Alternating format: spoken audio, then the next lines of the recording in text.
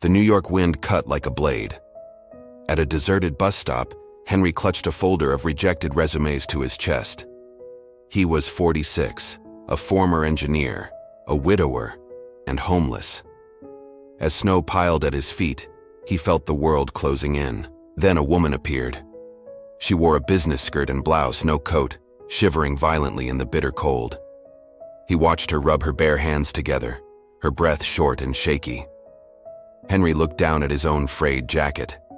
It wasn't much, but it was all he had left. He could stay silent. He could keep it. But he didn't. Without a word, he shrugged it off and stepped toward her. "You don't have to do that," she said, startled. He gave her a tired smile. "I couldn't just let you freeze." He gently draped it over her shoulders. The warmth surprised her. She pulled it tighter without meaning to. "Thank you," she whispered. His name was Henry. Hers was Claire. They stood in silence until the bus arrived. As she stepped on, she handed him a business card. "In case you ever need anything." He slipped it into his folder, never expecting to use it. Alone again, Henry shivered, not just from the cold, but from the small, powerful feeling of having done one last good thing. Claire stepped into her lavish penthouse, the jacket still wrapped around her. It was too big, too worn, but warmer than anything she owned. As she took it off, her fingers brushed against something in an inner pocket. She pulled out a folded piece of paper. It was a child's drawing, done in crayon. Two stick figures held hands under a crooked sun. One was labeled Dad, the other Me. Below, in a child's handwriting, it read, "I love you, Daddy, Noah." Claire froze. The tiredness in Henry's eyes, the way he clutched his folder, it all made sense. This was a father who had nothing, yet still chose to give. She looked around her immaculate, empty apartment, a space designed for success, not warmth. And for the first time in years, Claire Langston, the powerful CEO of Infinity Group, cried. She wasn't that powerful CEO anymore. She was a little girl again, cold and alone on the steps of a church, until a kind stranger had wrapped his own coat around her and told her she'd be okay. The next morning, her mind was made up. "Find him," she told her assistant, holding the drawing. "His name is Henry. He gave me his jacket." Days later, they found him, sleeping in a rusted pickup truck behind a warehouse on the edge of the Bronx. When Claire's black sedan pulled up, Henry stepped out of his truck, his face a mix of confusion and embarrassment. "What are you doing here?" he asked.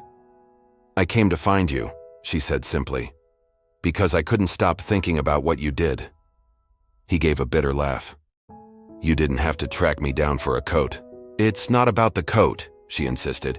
"It's about not letting something good disappear without being seen." She then took him to a construction site where he was working as a day laborer. "I have an interview for you," she said, handing him a coffee. He laughed. "I don't have an interview." "You do now," she replied.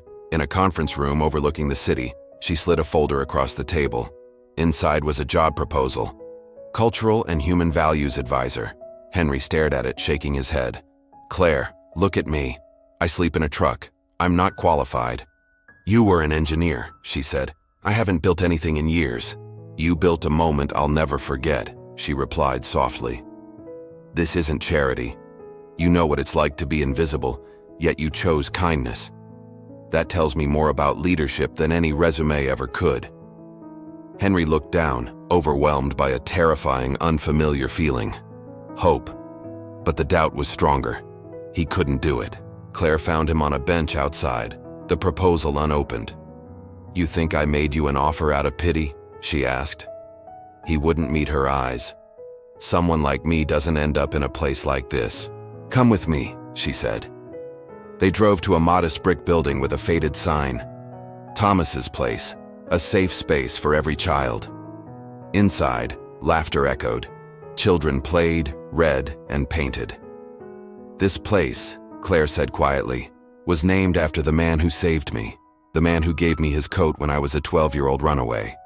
I never saw him again, but he reminded me that I mattered." She turned to face Henry fully. "And last week someone else did the same. I don't need you to fit in a boardroom, Henry. I need you to remind people of this.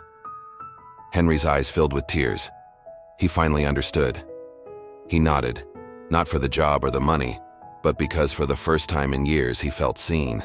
Henry's presence at Infinity Group started a quiet revolution. He didn't use charts, he used empathy. He didn't talk about profits, he talked about people. He reminded a company that had forgotten how to care, how to be human. Productivity rose, not from pressure, but from purpose. With Claire's help, Henry got a small house. The first night his son Noah moved in, he looked at his father and said, "You kept your promise." 1 year later, at a company event, Claire stood on stage. Behind her, preserved in a glass frame, was the old, frayed coat. "This coat reminded me that kindness doesn't wait until it's convenient," she said. "It shows up when the world least expects it." She called Henry to the stage. In front of everyone, she handed him the official deed to his house. "No more sleeping in trucks," she smiled, but Henry held up a hand. "I have something too." He reached into his pocket and pulled out a small box. "You changed my life," he said, his voice trembling. "Gave me back my son, my name, my hope." He opened the box to reveal a simple silver ring. "Claire Langston, will you marry me?" Through tears of joy, she whispered, "Yes." Their wedding took place at Thomas's place, surrounded by the lives they had touched.